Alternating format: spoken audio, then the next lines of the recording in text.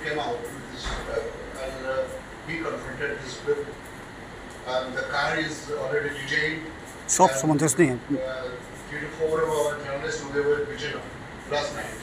They are here, and I feel.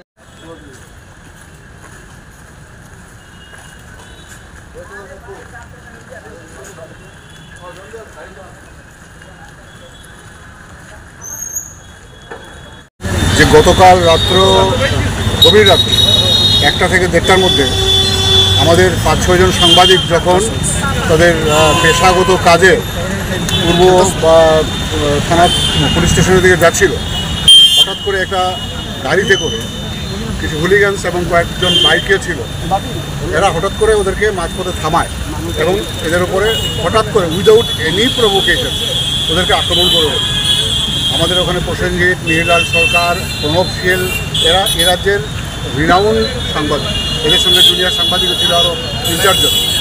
মানে যতটুকু সম্ভব ওদেরকে মারা হয়েছে, রাস্তায় ফেলে পেটানো হয়েছে, মানে রক্তাক্ত করা হয়েছে। আমাদের সাংবাদিককে আপনার স্ক্যান করতে হয়েছে ওই রাত্রেবেলায়। ওখান থেকে পূর্ব থানাতে এই বিষয়টা যাবার পর পূর্ব থানার পুলিশ এগিয়ে আসে এবং পূর্ব থানার পুলিশ এসে ওরাই একজনকে ধরে রেখেছিল, গাড়ির ড্রাইভারটাকে, বাকিরা পালিয়ে গেছে। ড্রাইভারটাকে ওরা পুলিশের হাতে তুলে দেয় এবং ওকে ডিটেইন করা হয়েছে। আমরা এই বিষয়টাতে ভীষণ বিক্ষুব্ধ, কারণ একের পর এক এই রাজ্যে ঘটনা ঘটে চলেছে।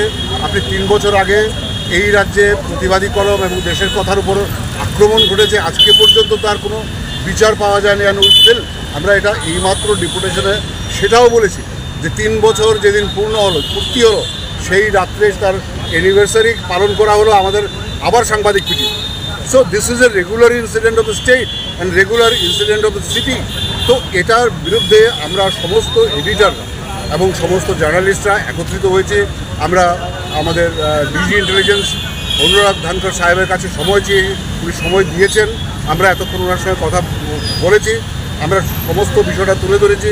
বাই দিস টাইম উনি জানিয়েছেন যে গতকাল রাত্রে যে 3 জন কালপ্রিট আমাদের যুব মোর্চার নাম নিয়ে আমাদের এই সাংবাদিকদের উপর আক্রমণ করেছে, রক্তাক্ত করেছে, পিটিয়েছে, অপমানিত করেছে, ক্যামেরা ভেঙেছে, মোবাইল ভেঙেছে, তাদেরকে গ্রেপ্তার করা হয়েছে। 3 জনকে ইতিমধ্যে গ্রেপ্তার করা হয়েছে এবং বাকিদের সার্চ করছে পুলিশ এবং ইমিডিয়েটলি ব্যবস্থা করবে।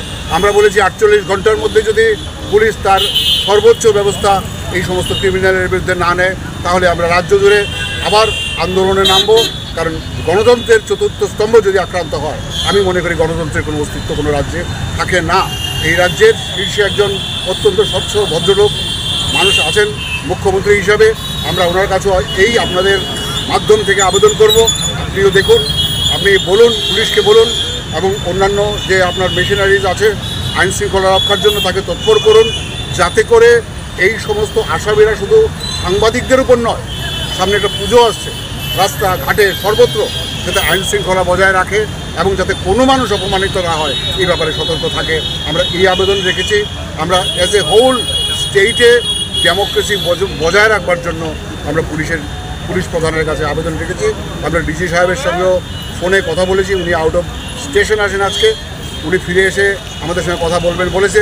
এই প্রসঙ্গে আমরা মুখ্যমন্ত্রী মহাশয়ের কাছেও আমরা এই আবেদন নিয়ে যাব এবং কথা বলবো। এটা আবেদন না বলবো না, এটা বলবো আমাদের দাবি।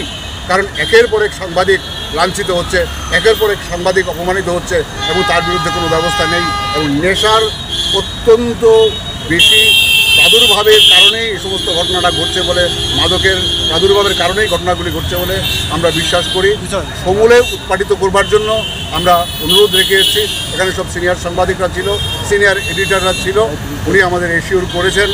আমরা আবার বসবো, এই ওনার থেকে সিদ্ধান্ত নিলাম, আমরা ওনার মতামত জানলাম এবং শুনতে পেয়েছি 3 জন অ্যারেস্ট হয়েছে। এরপর আমরা বসে তারপর আমরা পরবর্তী সিদ্ধান্ত নেব। যদি প্রয়োজন হয় আমরা রাজ্যব্যাপী আন্দোলন করবো এর বিরুদ্ধে। আমরা আজকে ডিজি সাহেবের সাথে দেখা করেছি, যিনি ভারপ্রাপ্ত ডিজি সাহেব রয়েছেন। আমাদের ত্রিপুরার অতীত ইতিহাস রয়েছে, 2 জন সাংবাদিক আমাদের হত্যা হয়েছে, আমরা হারিয়েছি। আজকে পর্যন্ত কারোর বিচার হয়নি। অনেক সাংবাদিক গত 10-15 বছর আক্রান্ত হয়েছে। আমাদের প্রতিবাদী কলম পত্রিকা অফিস ভাঙচুর করা হয়েছে, একদম ধ্বংস করে দেওয়া হয়েছে। এটারও কোনো বিচার হয়নি।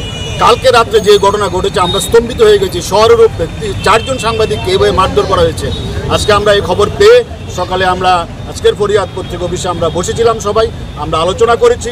করার পর আমরা আজকে ডিজি সাহেবের সাথে দেখা করেছি এবং পুলিশকে আমরা বলে দিয়েছি এরপরে যদি একটা ইনসিডেন্ট হয় আগরতলা শহরে বা সারা রাজ্যে কোথাও, আমরা কিন্তু ছেড়ে দেবো না। আজকে আমরা সবাই ছিলাম, একদম সব এডিটররা ছিল, সব সাংবাদিকরা ছিল, সব সাংবাদিক সংগঠন এখানে ছিল। আমরা বলে দিয়েছি যে একটা ইনসিডেন্টও শহরের উপরে করা যাবে না।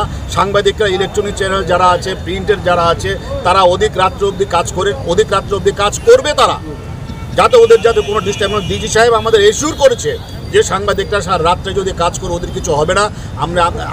আমরা দায়িত্ব নিয়েছি, আমরা এটা বিশ্বাস করি যে উনি এই কথা পালন রাখবেন এবং ওনার কথা যদি না হয়, আরেকটা সাংবাদিক যদি অ্যাটাক হয়, তাহলে কিন্তু আমরা সারা রাজ্যব্যাপী কিন্তু আমরা আন্দোলন করব। এটাই আজকে আমাদের প্রথম এবং শেষ কথা।